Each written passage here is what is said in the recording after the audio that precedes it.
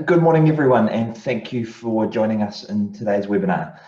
For those of you who don't know me, my name is Hamish Mixted, and I'm a director at Convex Accounting. And together with Rianne, who I'll let introduce herself, we'll be running through how we can get our businesses through COVID-19 and get us through what's been a really crazy few weeks. Rianne, did you want to add anything before we kick into it? Morena all, thanks for joining us. Yes, like I said, I'm Rianne Marshall, and I'm one of the directors at Convex Accounting.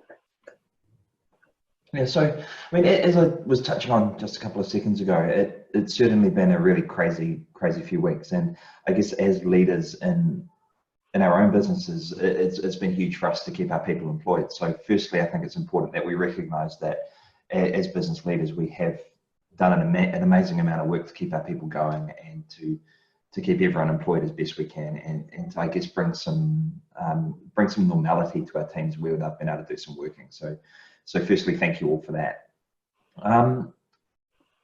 It's challenging though, right? Because when the government first came out and announced the lockdown, it seemed like everyone panicked and was desperate to find a chair to sort of sit on as the music stopped playing. And the government came out with the wage subsidy in an effort to give business owners a little comfort around what was going on, and to help business owners start thinking about what the weeks and months ahead look like. And I guess now the weeks and months ahead are here. So now we need to start thinking about what they look like and come up with a plan for our businesses. But I guess fundamentally the trap with the wage subsidy is that it stopped many business owners from thinking about what those days or weeks look like. So it helped us sleep, it helped us get through to begin with, but fundamentally it distracted us from coming up with a really specific and actionable plan for our own business. And today we want to start touching on what the specific and actionable business should look like for your business, and how you can do some scenario planning to help you get through. Because even though things are still very uncertain, and even with the announcement later on today, we really don't know what a level 3 would look like, or how long it would go on for, or even what the length of a level 2 would look like. So with some really solid scenario planning, we are in a position to draw some lines in the sand and to come up with a way to get your business forward. So for example, if you think about your business and you think that at level 2 you're going to have a 30% reduction in turnover, then you can start to work out what your staffing levels should look like, or what your wages bill will look like in light of the turnover, and also in light of having to make rent payments again. So if your business isn't viable, for example, with a 30% reduction in turnover, you can then start to draw lines in the sand about what you will cut, what you won't cut, and how you'll get through. So what we're recommending to our customers is that we make some assumptions about what the different lockdown levels are going to look like. We then make a plan for those assumptions, and then as we get more information, we refine the assumptions and refine the plan. So for Convex Accounting as a business, for example, we're running weekly cash flow models based on what we think the most likely scenario is. We're then revisiting those cash flow forecasts weekly, and we're seeing why our projections were out, or why they were slightly off, and then tightening up the assumptions we're making in those areas. So we would, for example, make an assumption about how quickly our customers would pay us through lockdown, simply so we could predict what our cash flow balance was going to look like, and then from there what support we needed from our banks. Now, we were wrong with our assumptions, so we assumed that people would pay us very slowly. In fact, people have paid us slightly quicker than what they were pre-lockdown. I guess partly because they want the money out of their bank account and they want their liabilities gone. So we've been able to tweak our assumptions around that, and then for our cash flow model moving forward, we're able to refine the model, refine the assumptions, and then keep pushing things through. But we've also assumed though that our sales are going to be low because we can't complete jobs. So we've got a cash flow assumption, we've got a profitability assumption, and from there we can create scenarios and keep our teams going.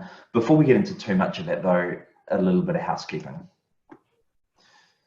Yeah, you're in the comfort of your own homes, I think, at this time, so there's no need for us to tell you where the toilets are, etc. But yeah, I think just before we get into the kind of nitty-gritty of the webinar and what we want to take you through, we really do want to paint the picture of we're also business owners, so we're going through the same pandemic emergency situation that you guys are out there as well, and we're having to make decisions on the on the run as well. I think the big thing is there's not going to be a right answer, but if we can put together plans or make calls based on the best knowledge that we have at the time, then it does help you kind of sleep at night, because you've got a little bit more guidance as to what can come from your business and the decisions you're able to make.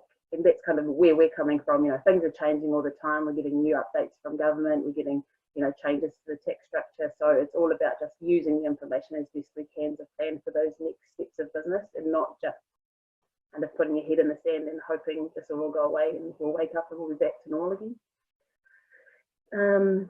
So we're running through what we've been thinking about as a business, what our customers that we're working with right now are thinking about, and what they're doing, or how we're advising them to approach the situation. We want to cover off how businesses are planning to move from the level 4 lockdown that we're in now through 3, 2, and hopefully back to some kind of normal kind of trading, and what kind of changes you'll need to make, or your business might need to make, what cash flow will look like, depending on what you've had to start with, what changes are going to bring to your cash, how much longer this lockdown is going to go for, etc., and how to manage your money.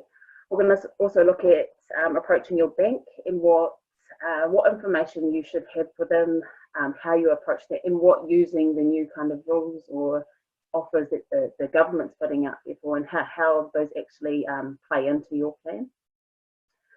Throughout the session, we're happy to take questions. If you haven't used the webinar format before, there is a Q&A section down the bottom. So put your questions in there. Don't worry if they sound stupid, they are anonymous, so people can't see who's asking the question. But to be honest, everyone's got these similar questions, whether they're stupid or not. Let us know what they are, and we'll do our best to answer them. We'll try and get through them during the session, but we'll have time at the end as well where we can address your questions. All right. Cool. So just to put us all in the right kind of frame of mind, I wanted to share this business model that we've come across. It's called OARBED, and it's kind of two sides to how you make decisions in a crisis situation. We can act below the line, or we can act above the line. Below the line actions would go something along these lines. You've got blame, where in this situation, either you're blaming someone else for bringing the virus here, you might be blaming the government for being too strict on how they've put these rules in place, for not closing down our borders sooner. There's all kind of blame you can put on other people besides yourself. You can make excuses as to why there's nothing you can do. The restrictions have been put in place. There's no other avenue for me to take, so I'm just going to shut down and hopefully this will all go away. Or there's denial, where you look at the situation that's going on and you just deny that anything's real, that this virus isn't actually doing anything to our country. And that's a bad place for you to be, both for yourself and you're putting your staff and your customers at risk if you're going about it that way. And then the other side is acting above the line. You've got ownership, where you're just taking control of what you can. There are a lot of things that we can't control right now, but if you step back and look at, okay, what in my business can I control? How can I shape this? What decisions can I make to make this the situation that I'm in better?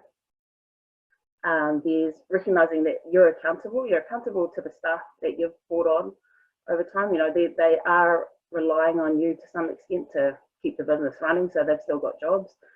You're accountable to your customers that might need your services across this time and later on. And you're also in the third is responsibility for protecting ourselves and our team, and just stepping up to the plate. It's hard, and there are times when you'll not want to be responsible for anyone else, and you just kind of want to come back into your home and take care of everything there. But we've got to do our best to be responsible for the people that we set our businesses up for. So if we look at that from a broader approach, it just gives you the fundamental ways of how to approach this crisis. Have your moment of kind of panic and stuff, which hopefully a lot of us have already been through in those first few weeks, and now it's just looking at how do I make decisions through this time, and I suppose not taking a victim mindset that I can't change anything that's happening right now. And then sort of off the back of that, I guess we need to look at who we want to be and how we want to behave in our businesses. So a lot of owner businesses that we're talking to are saying things like, when I have more information on what COVID means for me and my business, then I'll be able to come up with a plan for how my staff can come back to work and what I'll be able to sell to customers, and then I'll be able to get through. So you might have a restaurant, for example, which is looking at it going, when I have data on what level 2 looks like, then I'll start marketing and work out when I want to open my doors again. Whereas there's others who are looking at it going, through this, I need to be really clear with my team and with my customers as to when we're going to reopen. So I can give a vague outline that we're going to be open again at level 2, and we're going to start having punters back into the house at that point. Then they might be saying things like, for me to start being able to bring punters back in, I must do some steps today and tomorrow. So I must work out how my kitchen is going to operate to keep social distancing between the chefs and the people in the kitchen, so that I can have a business which opens up again. So it's about the mindset, which Ram was speaking about earlier, and then framing up how we look at our businesses in the different stages. So if we frame it from the principles of who we want to be, rather than framing it from a negative perspective of I can move when I have more information, then we're much more able to plan for our businesses, and we're much more able to get through, rather than simply stepping back and having a victim mentality around it. On the other hand, we have the approach that Richard Branson takes to his businesses. And look, I'm not a big fan, I guess, of taking people who have massive businesses and applying their lessons and their logic to small business, because frankly, quite often it doesn't work. But there is some truth in the matter. So what he looks at is the owner who, in most businesses and in most cases, will spend time dealing with their team, with their customers, and then from there, looking at the business. So the owner is really fragmented across all the different areas. So what we're recommending to businesses and to the owners we work with, and frankly what we do in our own business, is as owners, Rhiannon and I spend our time managing our team.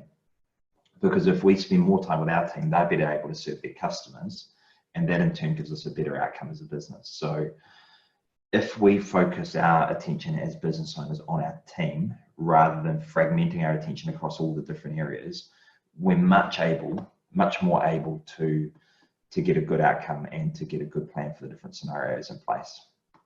Now, what we're going to go through shortly is the 4 different levels, so we can come up with some really specific scenario and action plans around it.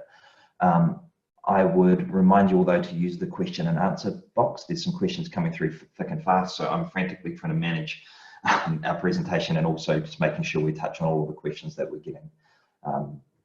getting through. So remember to put your questions into that Q&A box. Cool. So with that in mind, it's about understanding what your business looks like at each of these of the 4 stages. Now, we've been in level 4 for almost 4 weeks now. What has that meant for your business?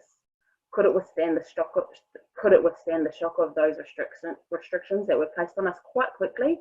Although some of us had an idea they were coming, it was still quite a quick decision that had us all kind of racing to make decisions about what we needed to do.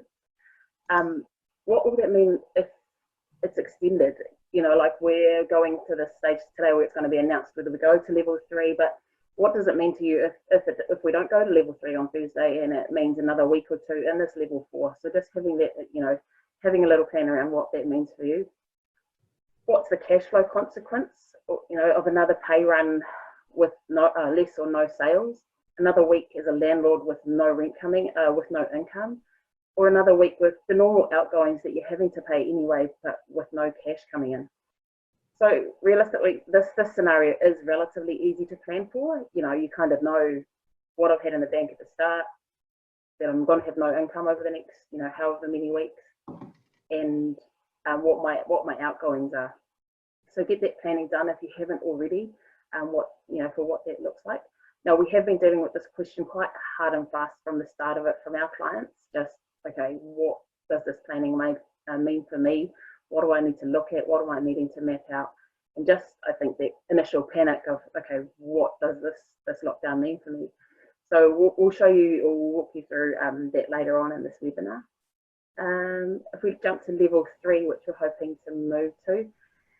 Now, this is what it looked like the day or two before we went into lockdown. Everyone was kind of just pushing to get home, to work from home. There's not, in reality, in the day-to-day movement, there's not a whole lot that will change between level 4 and level 3. They're still advising that, people don't travel anywhere. You stay home if you can. There's no mass gatherings. Schools have announced how they're going to operate, and they're, still wanting to limit numbers there and kind of open it just for essential workers or ones that really need to have their kids in school. So what does that mean for you and your business, and how does that affect you? So from businesses, we're going from that essential business to safe business. Now, can your business operate within the government's safe guidelines? Can you be contactless? Like say for a cafe, how can you change your model so you can still make some sales, sell coffees or food if you need to, without any contact with your customers? Do you have pickup points or online ordering, etc.? And those kind of things, can you put them into place quickly? Like retail, if you're not already online, how can you get online quickly? Is it easy enough for you to sell through, say, Instagram, or are you able to set up a full online platform within this time? And how I think, in thinking about how your supply chains might be affected. What does it mean for your staffing levels? So it's all about thinking, right now, these are the restrictions in place. We're moving slightly if we go to level 3, where more businesses can operate, but you need to follow the government guidelines. So how can you tweak your business to operate more if you can, make more sales within this time, but still keeping people safe? If we jump to level 2, there's still a bit, there's still restrictions in place there. For the tourism industry, for example, the borders aren't going to be opened up. So what does it mean for you, and how do you need to be changing your business because you're not getting those international travelers in? There's still restrictions on mass gatherings, physical distancing on public transport. So what does that mean for our roading systems? There are going to be more people on the road, but then we've got more people staying home. So it's all about how does this play into your business, and are you going to be affected by that? Limiting your non-essential travel. So for example, that coffee shop again, there's going to be reduced volumes for office, for cafes in the city, because there's less office workers in town going to get their daily coffee or two. There's reduced volumes for tourism, as we've spoken about, but we know that the industry is going to be hit hard, and there's going to have to be a lot of changes in that space. You still need turnover to cover your wages and your rent, but also having a bit of profit there, because as a business owner, you have to be able to reinvest. You need to pay down your debt that's already in there, and you've still got to manage your tax bills, although there are some workarounds that are hopefully coming into play now. Is this business model still viable in the new ways that we're able to operate? If we switch that side with the coffee shop, if we look to a suburban coffee shop, there's a lot more people around, staying closer to home, so they're out in the suburbs. Is that going to mean you're able to sell more coffees, and how do you change your business so you're able to cope with hopefully an increase in trade in that space? So it's all about just working around what these different stages mean for your business, and how can you kind of tweak your business to keep trading or to do more in that space without just hopefully sitting on your hands until things go back to normal, because I think we've all accepted that nothing's going to be that normal for at least a year. So just planning what that looks like, and for us, we're helping our clients plan for at least a month in that level 2, which it could be longer, but this is kind of just a guideline for us to work towards. And then level 1, kind of the ongoing.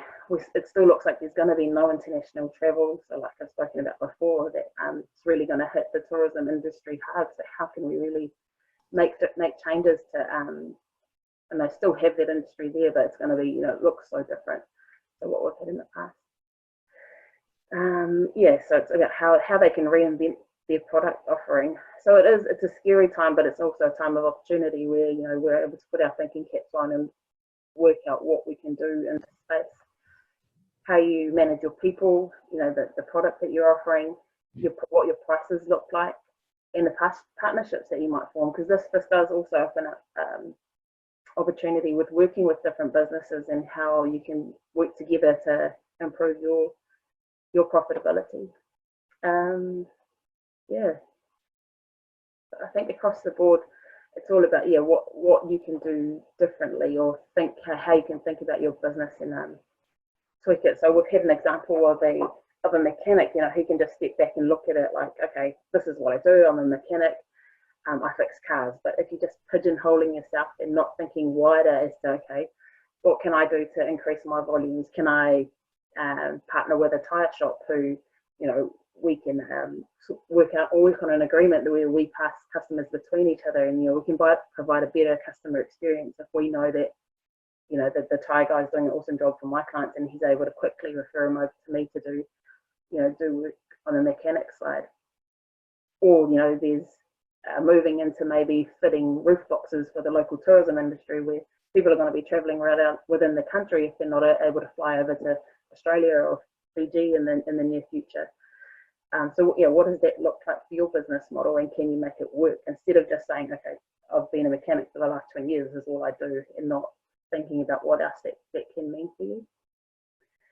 In the event space, we know that's going to be huge, and we're not going to be able to have these big gatherings, but you're already seeing, or I'm already seeing people getting creative, and they're doing online jamming sessions on Facebook Live, and it might not be, it might be for free now, but it could be the way the future's going. Having these big parties that are streamed to people's households, and it's just they're moving quickly in this space, from not being able to put on this big event, but moving into a space where they're still keeping their punters engaged in what's going on. So hopefully when things turn around, people are still in that zone to get ready and get back out there into those events.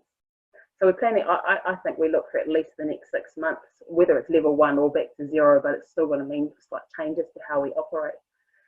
What does your business look like in this, and are you ready to make changes? We're expecting normal to change. So social distancing is going to remain in this level 1. People are wanting to work from home. So is this going to be a good thing for your business, or can you make it an opportunity for your business and your staff? And that's exactly it, right? Like there is a window of opportunity through all of this, which we can all grab, because we've got the wage subsidy, and that's ticking away, and that's given everyone the ability to sleep at night and not to panic too much in the short term. But we do need to use this time to work out what your business could look like. So I guess we've all wanted for years and years and years to work on our business instead of in it. And we've got that opportunity now over the next couple of days as we go back to level 3 at some point, to come up with a really clear, specific and actionable plan to get forward, to move forward rather. And look, we're having a few questions come through, and some of them are around businesses being, or individuals being too small. So if you're a sole trader or if you're a contractor, that sort of thing, that some of these questions are a little hard to answer for you and your specific business. But I disagree with that a little bit, in that we do need to keep the mentality that we are in control of the decisions we make. So you can get more data about how this is going to impact you by looking at how your customers, or how the people that you contract to, are going to be affected. So if you're a contractor working in the government sector, for example, I'd be looking at it and asking whether the government would be cutting contractors back because of wage pressure and because of the situation that they find themselves in. Personally, I don't think too many contractors will get cut in the short term. Contracts might not be renewed, but they're not going to be cut, simply because it's politically too difficult for the government to be out there cutting people's work at the moment. Or you might look at it and go, I've got 1 or 2 big customers who I'm really vulnerable to until they make a decision, you can't move. Well, I'll be looking at that going, well, how can you reinvent who you work with, or who you do work for, to de-risk your position to those 1 or 2 big customers, and then have a really upfront conversation with those big customers to get a gauge on how they're going to move. Because we do need to use the window of opportunity that we've got from the government wage subsidy. I wouldn't bank on the government extending the wage subsidy at all. If they do, that's great, but you've got to ask yourself if the government can afford to extend it, because the financial cost to them of offering it is frankly huge. So with our customers, we're saying to bank on the wage subsidy being a one-off and that they won't be paying it again. So we're then getting our customers to feed that into their scenario so they can do really clear plans around it. And fundamentally, we're stepping back and we're going, what do the 4 stages of business mean? The 4 stages of COVID alert levels mean for your business? What does it mean for turnover? What does it mean for how you structure your business? Then ask yourself how long each one of those levels will run for. But then it's also asking yourself what business as usual will look like once we get to level 1 or effectively level 0. Because business as usual moving forward, I think, will be quite different to what business as usual was pre-COVID. So for Convex as a business, for example, we're viewing it as our team will want to work from home moving forward on a regular basis. Now, I don't think people are going to want to do it full time because it might have felt like a novelty for the first week or so, but the novelty is definitely wearing off. But people will want to work from home a day or 2 a week. There's going to be other accountants out there who we think have missed the opportunity to really support their customers through this. So longer term, I think there's an opportunity for us to pick up market share. And there's going to be bigger support from government to help small businesses with advice. And we'll touch on some of that support later. But at the moment, for example, the government are coming out and helping small business owners with funding for us to go through cash flow planning and scenario plans to help small business keep their people employed. So there will be some support from government, which will help us as a business. But at the same time, there's going to be a reluctance from business to spend with your accountants. Yeah, even though working closely with your accountant unquestionably delivers higher business growth, there's always a reluctance to spend money, and I completely understand that. So I think as a business, we're going to be squeezed by the government providing more funding on one hand, but at the same time, customers not wanting to spend with us beyond what they need to. So we're going to need to manage that tension.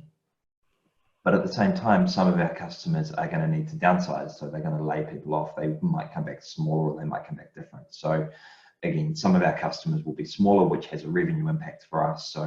So in turn, we're mapping all of this through our profit and loss numbers. So we can know exactly how much profit we're going to be generating in the new business as usual. And we're also mapping it through our cash flow. So we've got to remember that cash flow and profit are quite different things. So for cash flow, what we're talking about is the cash conversion cycle. So fundamentally, the quicker we get cash into our bank, the more profit we make.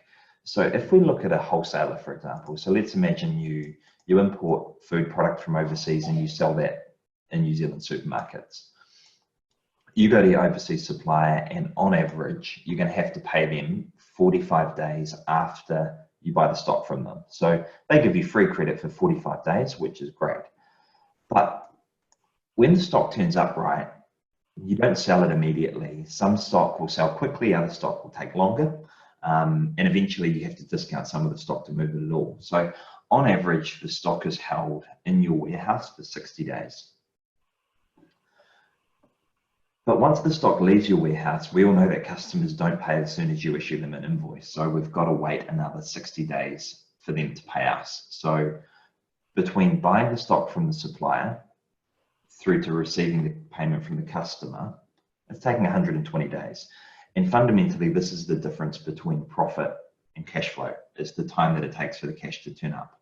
So in this particular business, we've got 60 days worth of time for our stock to sell, 60 days for our customer to pay us, but we've had 45 days of free credit from our supplier. So that gives us a saving and that plays in our favor, so that the total cash conversion cycle of this business is 75 days. Now, in difficult times like we've got now or like we're going to have moving forward, it's about shortening this conversion cycle as quickly as possible. And for the customers that we're doing scenario planning with, we're working through this in detail because, for example, if your debtors or if the amount of money that's owed to you by your customers is $50,000 and your turnover is $500,000 a year, so we're not talking crazy numbers here, a 10-day reduction in your conversion cycle. So if we can get the cash into our account in 65 days rather than 75 days, then there's an extra 14 grand in your bank account. And And I'm sure all of us could do with 14 grand in the bank right now. So the plan for every business is to get this cash conversion cycle as quick as possible, because that's going to generate more cash for us moving forward and help us keep the lights on fundamentally. Now, we can also look at this and go, well, I'm not a wholesaler, so how does this apply to me? But every single business has exactly this cash conversion cycle going on. If you're an accounting firm, right, the cash conversion cycle is looking at the time between us starting a job through to when we finish it, through to when a customer pays us. Or if you're a retailer, it's how long your stock is sitting on the shelf. Or if you're a real estate agent, for example, it's how quickly it takes to go from signing up a listing through to when the payment comes through to your bank account. So we can come up with this cash conversion cycle for any business, and the fundamentals are exactly the same. It's how long you need to go from starting a piece of work or getting the stock in the door through to turning that into cash. And then we have the cash flow cycle over the top of it. So what we're looking at here is the different stages that the cash goes through in your business. Fundamentally, profit is what you pay tax on, right? And cash is the oxygen that your business needs to survive. So while we need to improve our cash conversion cycle, we also need to make a plan to maximize our profit and finance our business correctly. So we've got the appropriate capital to get through times like this when cash is a little tight. So to begin with, on the top left-hand corner, owners come together to invest in a business, and they use that investment to buy some assets. So you buy some plant and equipment or some stock, and you use those assets then to generate an income, which in turn generates a profit for your business and generates more cash in turn. So how much cash and profit we generate from the assets and the investment we've made in our business then gives us a choice. We can either take the cash out the top as a shareholder for drawings to repay a personal loan. So we've got choice, or we can choose to reinvest in more stock and to invest in more plant and equipment, or we can negotiate better payment terms with our suppliers because we're buying more from them. So we've got choices to where we put our money and how quickly we get it spinning. Fundamentally, the quicker it spins, the more profit you're going to make. So what we're really talking about here is getting the cash back into your bank account so that you've got choice to reinvest in your business or choice to draw money out of your business for you at home. And there's some areas which are going to generate more cash, and there's some areas which are going to slow your cash generation down. So you're going to get more cash by reducing the amount of stock sitting on your shelf, or reducing how long it takes you to get jobs finished, which is what we were talking about before in the cash conversion cycle. Or you can gain cash by getting people to pay you quicker. Or, and this is one that we don't recommend, you can generate cash by paying your suppliers more slowly. So you can hold on to your cash and slow the payment process through to your suppliers down, which fundamentally is poor for the whole economy, because if we all sit on our cash and sit on our hands, then no one pays anyone and the whole thing grinds to a halt. So we're really recommending against that for the time being.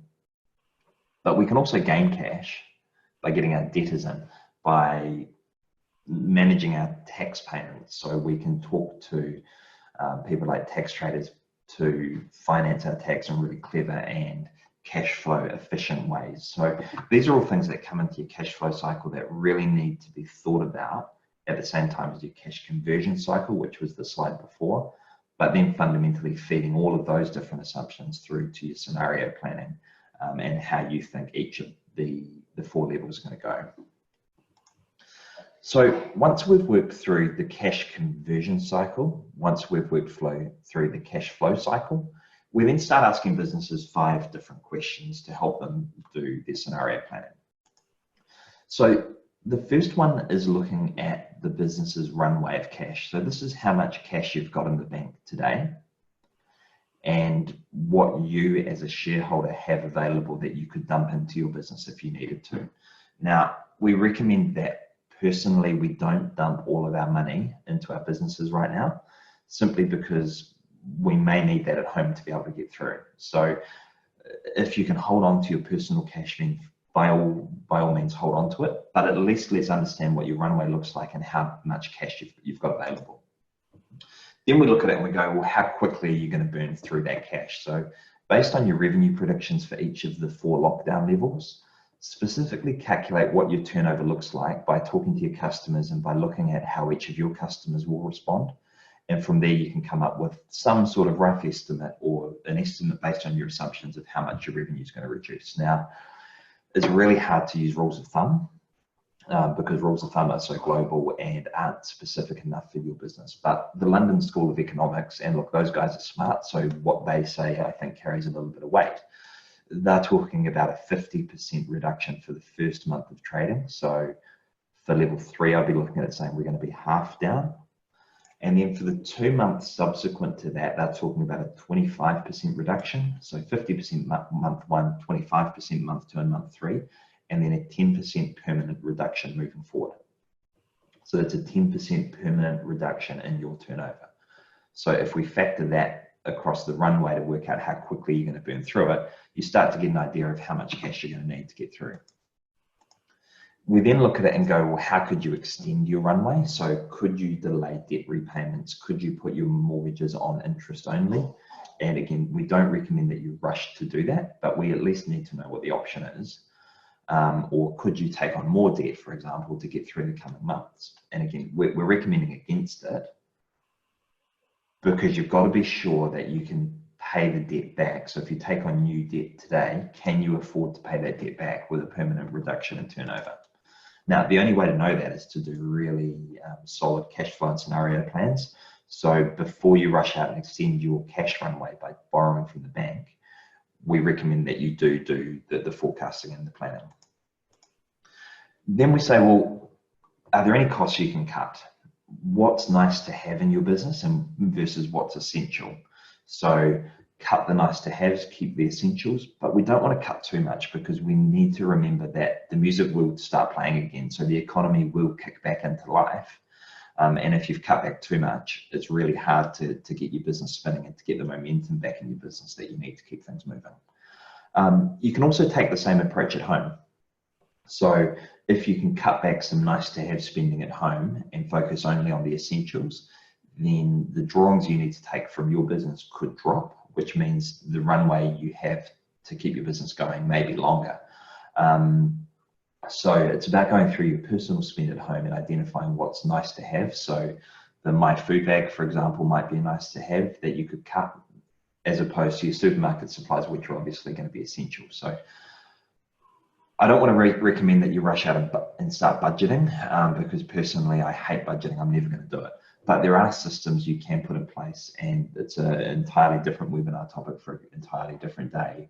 But there are some personal spending systems you can create which help you budget without budgeting rather. So you can cut back on the nice to haves without feeling like every single dollar you spend is being watched. And then finally, it's about mitigating the revenue loss. So if your business's revenue is going to drop, how can we mitigate that drop? So if we look at a coffee shop, for example, the runway for the coffee shop might be the business's cash they've got in the bank today, plus their tax savings, plus some personal cash that the business owners got.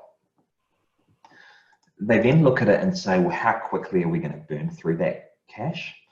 And to begin with, they might look at it and assume that we're going to have a 1 week extension to level 4. And look, we're going to find out more data on that later on today. But for the purpose of planning, you might look at it and say, we're going to have a 1 week extension to level 4, and then 1 month each at level 3, 2, and 1. And you can start to map out what your turnover would do during those periods by looking at the data you've got already. And it's easy to say, I don't have data because we've never been through this before. But we've been through things that are similar that we can extrapolate out to give us a source of truth for what's going to be happening moving forward. So, for example, places like Christchurch and Kokoda have gone through significant earthquakes, which has created significant disruption for businesses. So you could look at what happened to those businesses and use those trends to help you map out what level 3, 2, and 1 look like for your business. Alternatively, before we went into lockdown, we had a couple of days at level 2 and level 3. So you could use the trading data from those days to work out what the coming months could look like. And look, it's not going to be perfect and it's not going to be entirely accurate, but it is going to give you some idea of what you need to think about moving forward. The coffee shop then looked at extending their runway. So they've talked to the IRD and had some support from the IRD around how they manage GST and PAYE periods. But we also talked to the bank, and for them, we decided that taking on more debt simply isn't an option, only because turnovers are going to be down and making the repayments on them is going to be really difficult with the reduced turnover. They also know that they need to re-sign their lease in the coming months. So if they re-sign the lease, they were thinking about doing a new fit out to keep their cafe or their coffee shop up to the market and where it needed to be. So they couldn't take on debt to get through the refit as well as taking on debt to get through the coming months. So for them, and a really clear plan for the different scenarios has been helpful, because they've been able to quickly say no to taking on more bank lending. Then we've looked at reducing costs, and they haven't been able to cut all costs because the business still needs to keep running when the music starts again, but they have certainly been able to remove some costs that they were incurring. So they've gone through all of their subscriptions, they've tightened things up, they've looked at what staff benefits they're going to be given without cutting hours or without cutting rosters. So they've started to be able to mitigate the impact by reducing costs. And then finally, they've looked at how they can mitigate their revenue loss. So they know that they're going to stop selling food in this coffee shop in the short term, simply because the food has a lower margin than what the coffee has. Now, it feels counterintuitive to stop selling food because it's going to reduce their turnover, but they know that their business is going to be more profitable from selling coffee alone. But they've also worked out what their cash flow cycle looks like, and they know that if they are spending money to buy food into their cafe, they need to carry more credit, they need to carry more staff, so the whole thing starts to fall apart. So they know that they're most profitable if they just sell coffee, so they are going to pull back to that to mitigate the impact of the revenue loss. They also know when they're going to pull the pin, so they know what the minimum turnover they need is to keep the business viable, and they know then what hibernation is going to look like. So they're going to open for 5 days once we go to level 2, and if they're not hitting the turnover levels they need, the business owner has an idea of which staff he'll look at cutting or what the consultation process about redundancy will look like. And he's really clear on the numbers and the rosters and everything else. So he's been able to dehumanize it, because every small business owner we talk to really loves their team. They don't want to let anyone go. They want to keep everyone on board. So it becomes a really emotive and emotional kind of conversation. So if we can take the emotion out of it by drawing lines in the sand and by knowing what the triggers are for us to pull back, then he's much more able to move people on as and when is needed. But he also knows what opening hours he's going to cut, what products are going to pull back to, and then fundamentally, if things get really tight, the business owner knows the hours that he'll be working to replace the staff that he'll be letting go. But ultimately, they know what they're going to do in every single scenario, and they've taken the emotions out of it all. Now, it's easy to understand, right, for a really simple business like a coffee shop, and it's harder with more complex businesses like a hotel or a tour company or a concert venue or an accounting firm.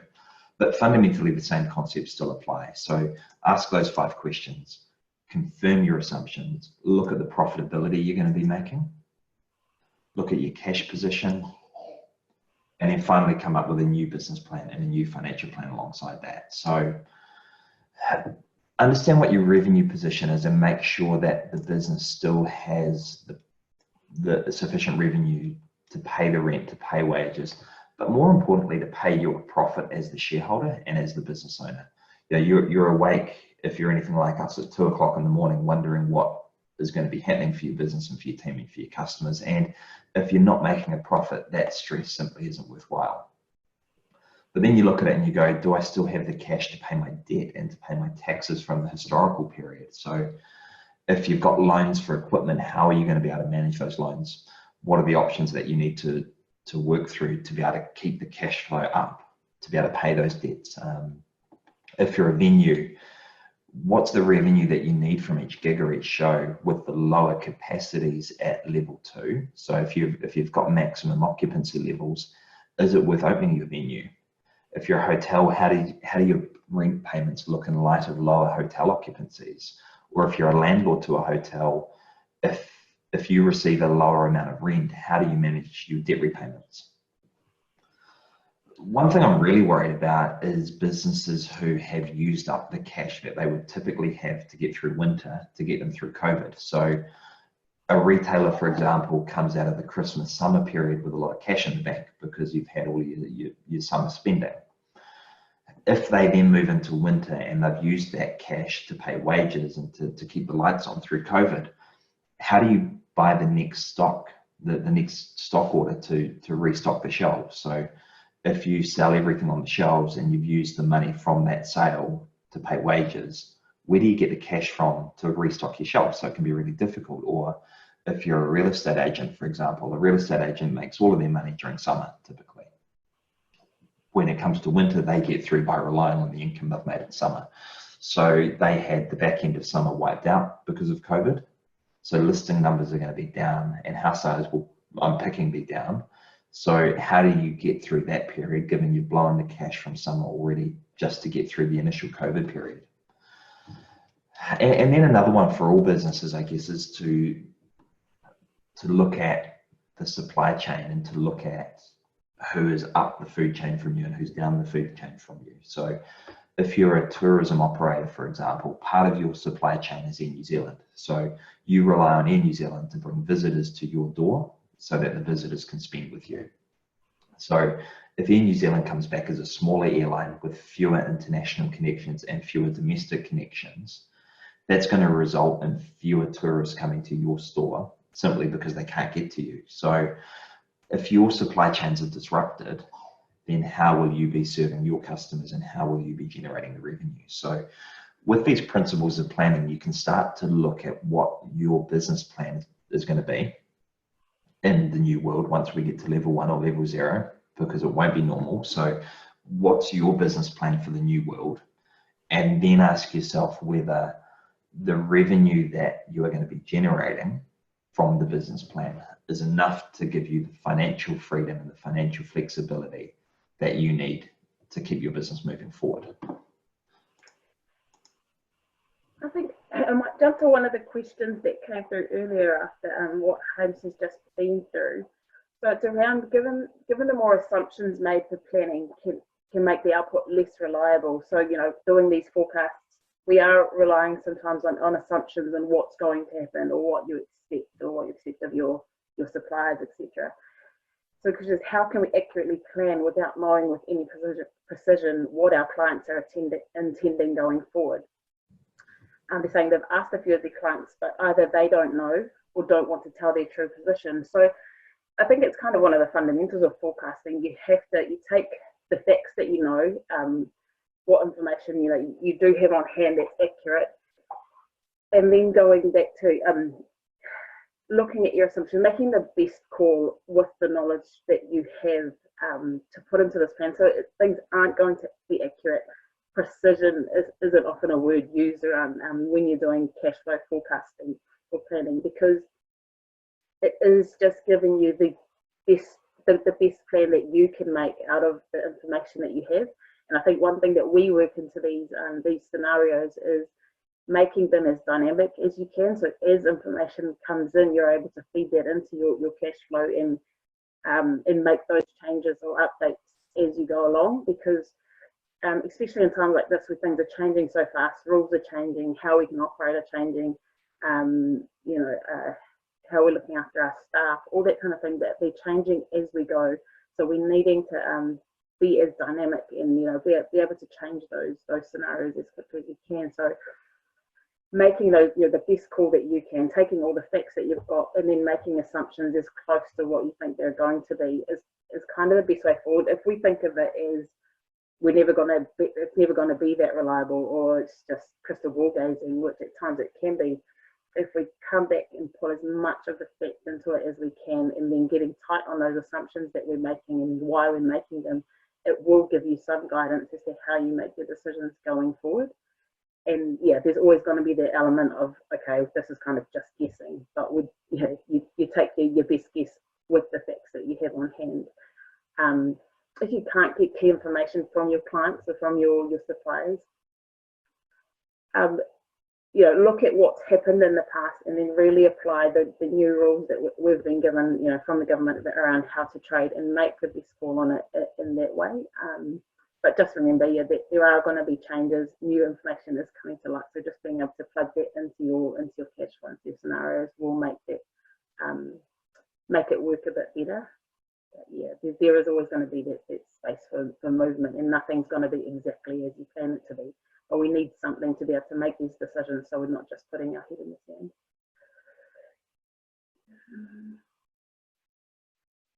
Cool. So jumping into this one now, this is just kind of looking at what the banks, how the banks can play into your business at this time, and kind of what some of the government packages are looking like, and how they might apply to your situation. So I think whether you're in a crisis situation or not, we always kind of advise our clients to be as transparent as you can with your bank. They do delve into all your numbers, and, you know, they go through your bank statements and all that. So there's no point in trying to hide different things or make your position look different to how it actually is. Keep your books up to date, and, you know, just know where you're at when you go to approach the bank. And it is about how you paint that picture of why you're needing the cash, or what it looks like going forward, and how you're going to be able to pay the debt if you're, you know, going in for more lending. If we touch on that, the mortgage holiday, so that's, you know, what the government announced the other week around being able to put your mortgage on holiday. Now, we're not saying it's a bad thing, but just don't jump at it is kind of our key takeaway. Don't jump at it as in, okay, it's just going to free up this cash at home, because what you need to know is that, okay, 6 months of relief from paying your mortgage now is going to add around 2 years to the end of your mortgage. Yeah, so it's, you know, pushing it out from 30 years to 32 years. And it's all about, I suppose, being comfortable with that. Does that fit into your long-term plans, both personally and within the business? And just having that mind frame around it. It's not just, you know, I'll get rid of this mortgage for a good 6 months. It's what does it mean for you long term? So are there other ways, you know, but I wouldn't rush to doing this first, because it is a lot more costly, because your home mortgage is usually one of the bigger debts you'll take on in your life. So it is quite a big chunk of cash and time that you're adding onto your timeline. So just think about that one before jumping into it, and maybe move it to the end. As Hamish was saying before, leaving your personal stuff separate to the business. Look at the business in isolation first. How can that survive by itself without me having to rejig things at home? Yeah, so it's not a don't do this, but just think about when you might look at taking that mortgage holiday, and is it that kind of last resort space that you need to move into. The business lending, this graph just shows you, I think the big thing was, how can your business manage these repayments going into trading with possibly less, you know, a lower turnover going forward. So the business loan that the government was saying that the bank's going to make easier for businesses to get is, they're going to have 3-year repayment terms. So that's quite a, you know, quite a short term to be working with. So just knowing your numbers, knowing how much you're borrowing and what that means for your cash flow, and how much more money is going to be going out of the bank every month. Yes, it might tide you over and get you through this rough 6-12 months that we're going to be going through, but after that, with possibly reduced turnover for a little while, are you going to be able to repay that debt? So once again, it's not a no, don't take on these business loans, but just think of it in terms of the long term, or the next couple of years. Are you going to be able to pay off that debt within the 3 years? Or is it too much of a strain on your cash flow that's already going to be tightened up by lower turnover, or having, you know, less cash for these next 3 months, and what that means for your cash flow going forward? Business loans, however, it probably is better to try and take, or I think it's better to take the lending within the business, like we were saying before, and keeping your home and personal lending, etc., separate from the business. Just gives you peace of mind that the business can stand alone without you having to tap into your, you know, your cash from home, you're backing it against your home loan, etc. And just that helps me sleep at night, and helps many other business owners kind of find peace that, okay, the home is going to be okay without having to include it in a crisis time within your business. You also need to factor in, okay, if I take this lending now, what does that mean for when we need to upgrade our equipment, or we need to do a refit, so we're set to go in these new, in this new world. So what does it look from a full business perspective in terms of business as usual? If I take this loan now to get us across the line during this crisis period, what does it mean for other lending that we might need to take on? The credit score. So the credit score. So if you're taking on this lending, it is kind of like a hardship loan. You know, you're needing this to get through this this crisis period. Initially, it was going to go on your credit score, but the banks are saying now that it isn't going to affect it. But what you also need to think about is, in the next few years, you know, a couple of years, are you going to want to move home? So are you going to have to reapply for, you know, mortgage lending? And in that scenario, this will probably be looked at, that you've had to take on this extra lending, and how that's affected, you know, how that's going to affect your new application, you know, going for a new home, or you know, other scenarios. Just having that in mind, that this will be looked at in terms of your whole credit rating, your score, when you're approaching new lending for yourself.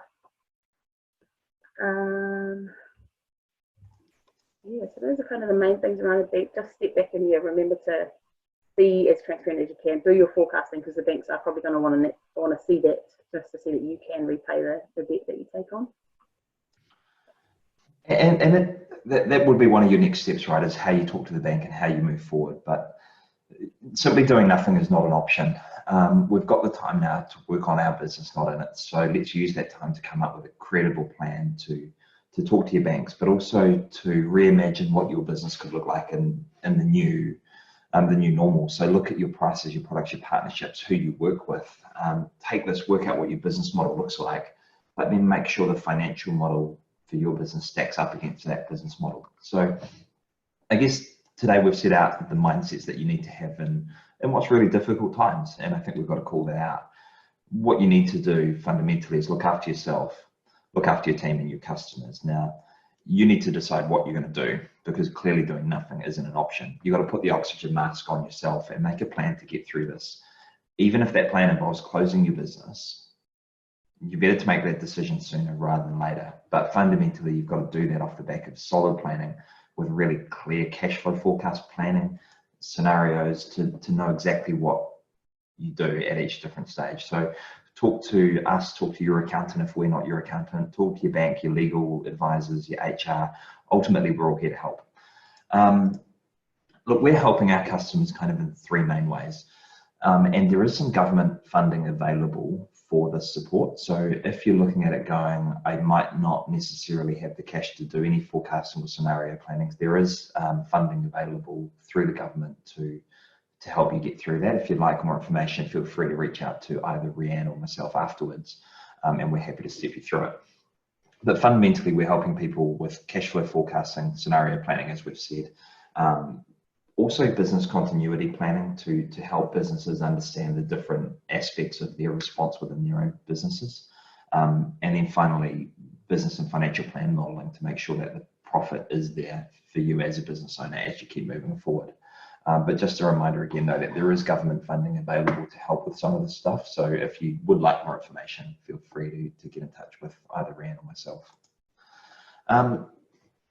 Now, we've got a few questions. I realise we're running slightly over time, so we'll rip through these questions as quickly as we can. But if there is any other burning questions you've got, feel free to dump them in the quick Q&A box, which you can find either at the top or the bottom of your screen, depending on how you've got it set up.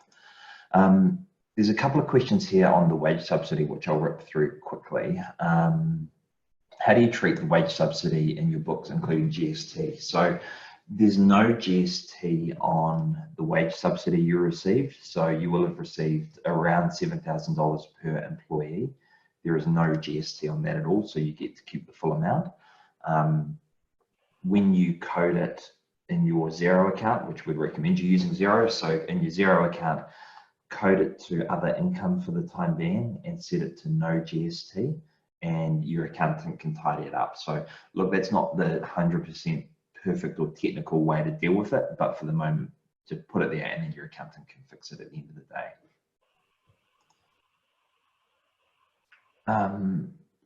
There's a question here, wage subsidy claimed from a company with a sole practitioner. So I think the question is, I'm an individual contractor working through my business, or I'm self-employed. Do I have to pay the wage subsidy out to myself, or can I keep it in the business? Look, for you as a self-employed person, you can keep it in the business if you want. You can take it out if you want. I'd be relatively relaxed around how you deal with that money. If you are an employer, though, obviously you have obligations to pay it out to your staff, so make sure you're meeting all your requirements under those particular rules. There's another one here, Rhian, if you want to grab it. What do I do when I've used up the wage subsidy? What do you do if you've used up the wage subsidy? So the first thing to be clear on is you still have to pay your staff members that are your employees that you applied for that wage subsidy for the full 12 weeks. So if you've used up that cash, you really do need to find a way to get the money, because that money actually has to go through to those employees that you applied for it under.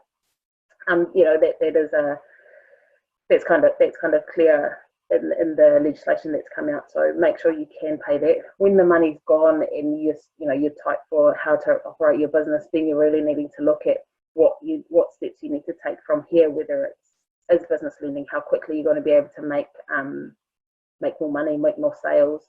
Comes down to really what the situation means for you, and can you keep trading as a business, in whatever else the government comes up with now. But you can't rely on that. You need to make these decisions for how the business is going to manage through this time going forward.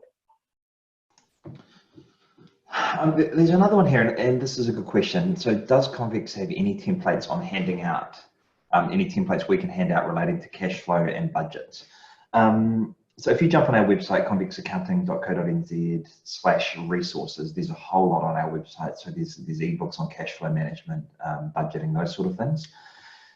The issue with cash flow planning, though, is that it's really nuanced. So for example, it needs to factor in loan repayments, but both the principal side, so the core debt you're paying off itself, but also the interest, which then has an impact on your tax bill and how that flows through your cash flow forecast. Or, for example, you might need to run scenarios based on your customers paying you on average another 5 days later than what they have been previously. And that stuff gets really complicated. So you can find templates around on the internet which will try and do some sort of cash flow forecasting for you, but we really recommend that you hesitate to use them, only because the devil is in the detail with cash flow forecasting, and the consequence of getting it wrong can be really significant. So especially if you're approaching your bank to get funding and you're doing that off the back of your own cash flow forecast, I really recommend that you get it checked prior to simply doing it yourself. Now, I got to call out, right, that I'm an accountant and we get paid for doing cash flow forecasting, so I've got to be transparent around it that I'm always going to carry that perspective into it. But at a time like this, the consequence of doing it yourself can be a little frightening. So by all means, jump on our website and look at the background information and the background reading, I guess, we've got there on what cash flow is and what the difference is between cash flow and profit, and how you need to start thinking about it. But before you go and prepare or present a cash flow forecast to your bank, I definitely recommend that you get it checked either by us or your accountant to get through. I guess probably the last one before we run out of time would be, is it a good time to get your year-end accounts prepared? Pros and cons. That's a scary question. There's no big rush to get them done. There are ways around estimating or calculating things that you can do with your taxes. I think that's the scariest part for people, knowing what the tax looks like. And if your business is going through a rough time with what COVID's thrown up to you, there's still no super need to get it done right now. I'm saying that because we are overloaded and kind of inundated with both emergency work that we're doing for clients to get them through this stage, and getting on to our preparing year-end accounts for clients. But I'm saying that there is no real rush. If you've got an accountant, you've got till 31 March next year. You wouldn't wait that long, but also don't jump into it wanting to get everything done now. If you've got zero, you can probably see how you've done, and you'll have a kind of, you know, a close enough picture to what things look like, and that comes from the back of having your zero reconciled well. But yeah, and so I don't think there's any rush, and as long as you can get them done in the next few months, which we're hoping to for a lot of our clients, then good. But don't kind of think that you need to have it done in the next week or two. So that's all we've got time for today, but I'd just like to leave you with a parting thought, which is that anyone can lead in their own businesses when the plan is working. But it's only the best that can lead when everything is falling apart. And it certainly felt like the last few weeks have been falling apart a little bit. So I'd like to thank you all again for leading your businesses and for helping your businesses get through, but also for joining us today, because it's chaotic times, and by taking the time to join us today, I think it says that you're willing to push your businesses through to deal with this. So thank you all for joining us today. Thank you for leading your businesses through. And as always, if there's anything any of you would like to run through, please feel free to reach out to either Rhiannon or I over the coming weeks. Thank you. Thanks.